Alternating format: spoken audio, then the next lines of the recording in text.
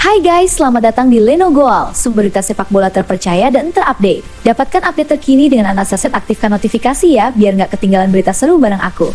Timnas Indonesia. Bocoran 26 pemain skuad Piala AFF 2026, Justin Hubner masuk.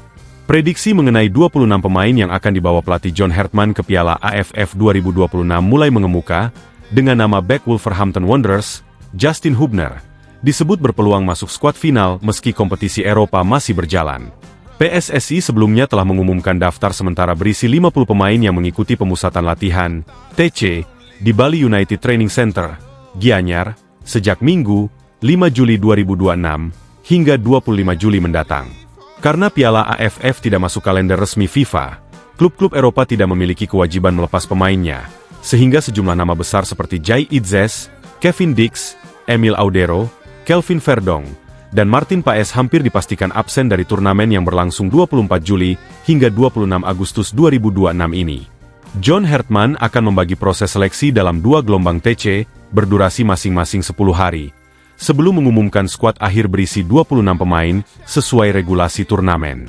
Ketua Badan Tim Nasional, BTN, PSSI, Sumarji, menegaskan target Timnas Indonesia di Piala AFF 2026 adalah meraih gelar juara, mengakhiri penantian panjang setelah 6 kali menjadi runner-up sepanjang sejarah keikutsertaan mereka di ajang ini.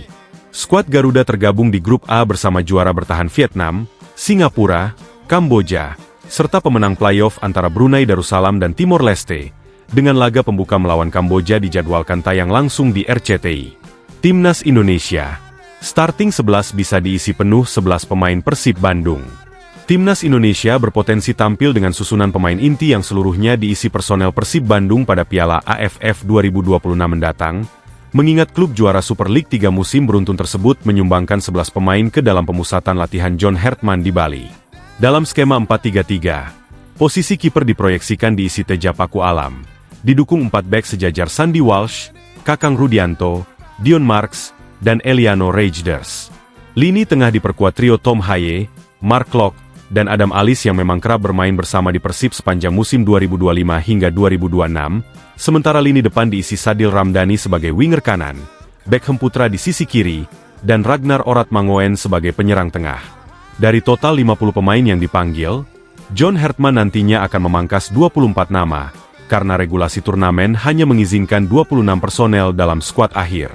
Kemewahan opsi ini muncul karena banyak pemain keturunan yang kini telah eksis di kompetisi Super League Indonesia, memungkinkan John Hartman tetap meracik tim kompetitif meski minim pemain diaspora Eropa akibat status Piala AFF yang berada di luar kalender resmi FIFA.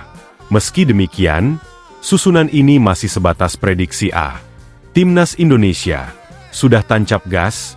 Media Malaysia soroti ketertinggalan Harimau Malaya.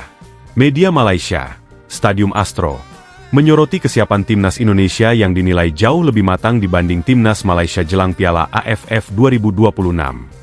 Dalam laporannya, media yang berbasis di Kuala Lumpur itu menyebut Indonesia bersama Vietnam dan Thailand telah lebih dulu mengumumkan skuad awal yang akan diseleksi menuju tim final turnamen, sementara Malaysia hingga kini belum rilis rencana persiapan resmi. Timnas Indonesia sendiri telah memanggil 50 pemain untuk menjalani seleksi bertahap di pemusatan latihan Bali sejak 5 Juli 2026. Sedangkan Vietnam bahkan sudah lebih agresif dengan menjalani 3 laga uji coba di Korea Selatan, usai kompetisi domestik mereka berakhir. Sebaliknya, sebagian besar klub Liga Malaysia masih menjalani masa pramusim, sehingga Harimau Malaya baru dijadwalkan memulai pemusatan latihan pusat pada 15 Juli mendatang. Mantan manajer Timnas Malaysia, Datuk Kamarul Arifin, menyebut ketidaksesuaian jadwal Piala AFF dengan kalender resmi FIFA menjadi kendala utama karena klub tidak memiliki kewajiban melepas pemain.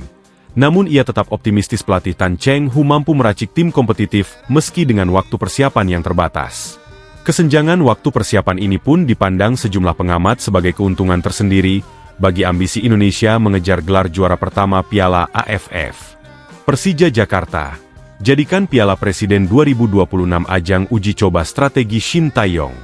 Manajemen Persija Jakarta menegaskan kesiapannya memanfaatkan turnamen pramusim Piala Presiden Elite 2026 secara optimal sebagai sarana mematangkan skuad menjelang bergulirnya Super League 2026 hingga 2027. Turnamen yang akan digelar di Bandung dan Surabaya pada 25 Juli hingga 6 Agustus 2026 ini dipandang krusial mengingat Persija mengusung target tinggi meraih trofi juara Liga musim depan. Pelatih Shin Tae-yong dan staf teknis menjadikan ajang ini sebagai laboratorium untuk menguji formasi, pola perpindahan bola, serta integrasi pemain rekrutan baru, termasuk bek kiri Pratama Arhan yang baru saja resmi bergabung. Manajer Persija, Ardi Cahjoko, menyampaikan apresiasi atas undangan PSSI dan panitia penyelenggara, seraya menegaskan fokus utama timnya bukan sekadar mengejar hasil, melainkan meningkatkan performa serta membangun kekompakan antar pemain. Berdasarkan hasil undian, Persija tergabung di grup B yang berlangsung di Surabaya bersama Persebaya Surabaya, PSMS Medan, dan juara bertahan asal Thailand, Port FC. Sementara grup A di Bandung diisi Persib Bandung, Arema FC, DPMM FC asal Brunei, dan Tampines Rovers dari Singapura. Gelandang muda Persija, Zahabi Goli, turut mengaku antusias mendapat kesempatan tampil, menyebut turnamen ini sebagai momentum penting untuk menunjukkan kemampuan sekaligus mempersiapkan diri menghadapi musim baru bersama tim asuhan mantan pelatih Timnas Indonesia tersebut. Persebaya Surabaya ikat bek Yuran Fernandes dengan kontrak jangka panjang. Persebaya Surabaya resmi mengumumkan perekrutan bek tengah asal Tanjung Verde, Yuran Fernandes, sebagai bagian dari proyek jangka panjang klub menjelang kompetisi Super League 2026-2027. Pemain berusia 31 tahun yang sebelumnya membela PSM Makassar selama 4 musim itu, langsung diikat kontrak berdurasi Maltiers, sebuah langkah yang mencerminkan besarnya kepercayaan manajemen Bajul Ijo terhadapnya. Saya sangat senang bisa bergabung dengan Persebaya.